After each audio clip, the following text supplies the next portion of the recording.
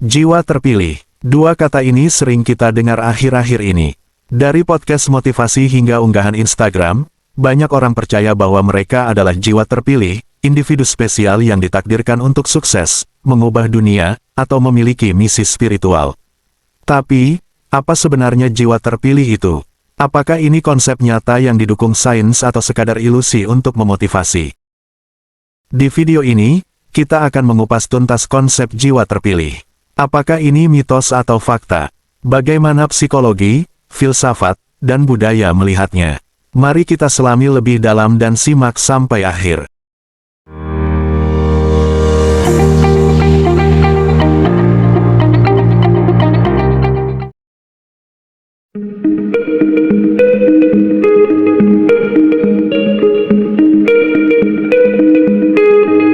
Pertama-tama, kita perlu pahami dulu, apa itu jiwa terpilih. Bayangkan hidup seperti film. Konsep jiwa terpilih itu seperti skenario di mana kita merasa menjadi pemeran utama cerita. Kita yakin ada alur takdir yang sudah ditulis untuk kita. Tapi, apakah ini berarti kita benar-benar istimewa, atau hanya cara otak membuat hidup terasa lebih dramatis? Sepanjang sejarah kehidupan, asal-usul konsep ini muncul dalam berbagai bentuk. Pertama dari sisi religius, jiwa terpilih itu seperti nabi, orang suci, atau utusan Tuhan, contoh Musa dalam agama Abrahamik. Kedua, dari sisi filosofis, Plato bicara tentang jiwa emas yang lebih mulia. Ketiga, dari kehidupan modern, istilah jiwa terpilih ini populer di komunitas self-help, sering dikaitkan dengan tujuan hidup atau takdir. Ciri-ciri jiwa terpilih menurut budaya populer. Pertama, merasa berbeda dari orang lain. Kedua, punya mimpi besar yang diyakini sebagai tujuan hidup. Ketiga, sering mengalami panggilan batin atau intuisi kuat. Tapi, di balik konsep ini, ada pertanyaan kritis, apakah perasaan spesial ini bukti bahwa kita benar-benar terpilih, atau hanya cara otak memberi kita motivasi semu?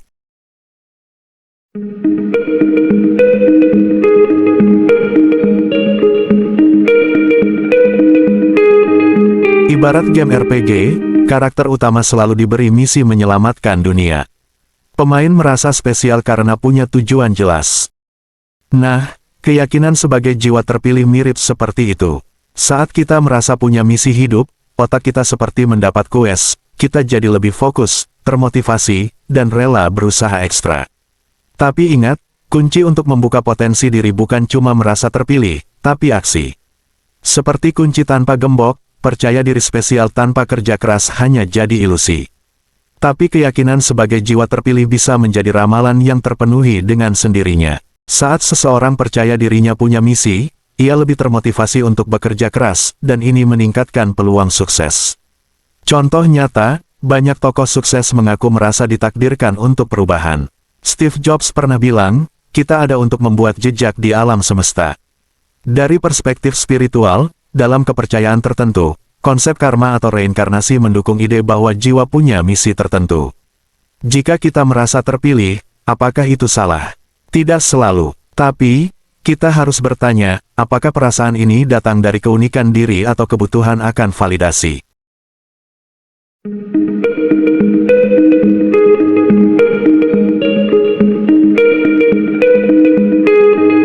Di sisi lain, konsep jiwa terpilih bisa berbahaya. Psikolog menyebutnya narsisme terselubung, kepercayaan bahwa diri lebih penting dari orang lain, tanpa bukti nyata.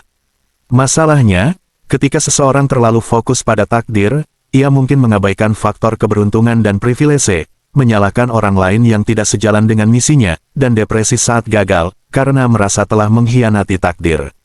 Filsuf eksistensialis seperti Sartre menekankan, manusia bebas menciptakan makna hidupnya sendiri. Tak ada takdir, hanya pilihan. Sejarah mengajarkan, terlalu yakin diri sebagai terpilih bisa jadi bumerang. Bayangkan seorang raja yang mengira darahnya suci karena keturunan dewa. Lama-lama, ia mengabaikan nasihat rakyat, merasa semua keputusannya benar, dan akhirnya kerajaannya runtuh. Ini namanya narsisme level dewa, dan kita semua tahu akhir ceritanya. Kalau kita terlalu menggantungkan identitas pada konsep jiwa terpilih, itu seperti menulis nama di atas pasir. Saat ombak kegagalan datang, kita bisa hancur karena merasa takdir telah mengkhianati kita.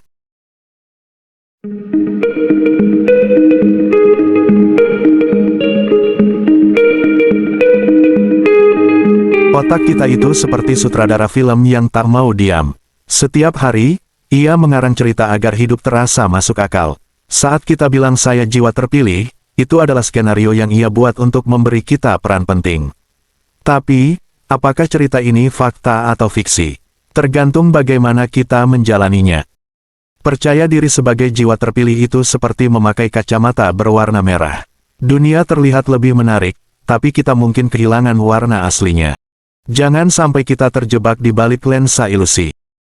Keyakinan sebagai jiwa terpilih memicu dopamin, hormon yang membuat kita semangat. Tapi, ini hanya sementara. Seperti kata Harari, manusia bertahan karena kemampuan bercerita. Jiwa terpilih, mungkin hanya salah satu cerita yang kita buat untuk merasa hidup lebih bermakna.